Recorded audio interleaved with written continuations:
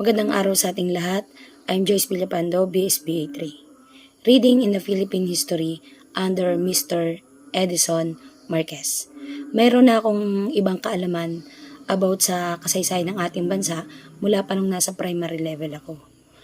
Subalit, mas nadagdagan ito sa tulong ng aking guro na si Sir Eds at muling nabalikan yung mga dati kong natutunan about history at lalo itong nadagdagan. So, bago ko po i-share ang aking natutunan, I would like to thank Sir Eds for sharing your knowledge. Thank you, sir. Ang Philippine history ay naglalaman ng mga chronological na data ng mahalagang pangyayari. Ang salitang history ay nagmula sa salitang Griego na historia, na nangangahulugan ng kaalamang nakuha sa pamagitan ng pagsisiyasat o investigasyon. Mahalaga ang pangunawa sa kasaysayan dahil nagbibigay ito ng pananaw na kung papaano ang mga nakaraan pangyayari ay humuhubog sa kasalukuyan at hinaharap. By studying history, gaya ng aming napag-aralan, dapat alamin natin kung ano yung mga primary and secondary sources ng isang kasaysayan. Nakatutulong sa mas malalim na pangunawa sa pangyayari sa kasaysayan. Tulad na lamang ng aming in-report na First Cry of Rebellion o ang unang sigaw. Ito ay simula ng pag-aalsa laban sa mga Espanyol na kung saan dito din pinunit ng mga katipunero ang kanilang mga sedula, simbolo ng kanilang paglaban sa mga Espanyol. Masalimuot man ito dahil ayon sa mga sources may 4 na lugar at 4 na petsa ang lumalabas kung saan at kailan ito naganap. Ganun pa man, masasabing mahalagang pangyayari ito sa ating bansa.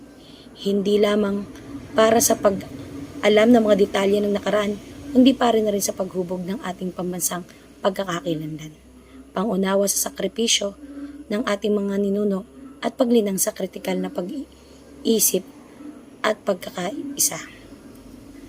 Napakalaking bagay din ang matutunan natin yung mga konstitusyon. Halimbawa na lang yung the 1897 Constitution of Biak na Bato.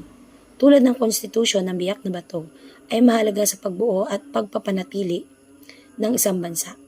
Ang mga ito ay nagbibigay ng legal na balangkas, pagkakakilanlan, karapatan, tungkulin, gabay, legalidad at hadikain ng pambansa. Ang pag-aaral at pag-alaala ng konstitusyon, ito ay nagpapaalala sa atin ng ating kasaysayan at ng mga prinsipyong dapat nating panatilihin para sa ikabubuti ng ating bansa.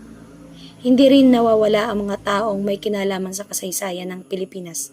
Nararapat lamang nabigyan sila ng pagkakilala sa kanilang sakripisyo at ambag sa pagtataguyod ng pagmamahal sa bayan at pagtuturo ng mga aral ng kasaysayan.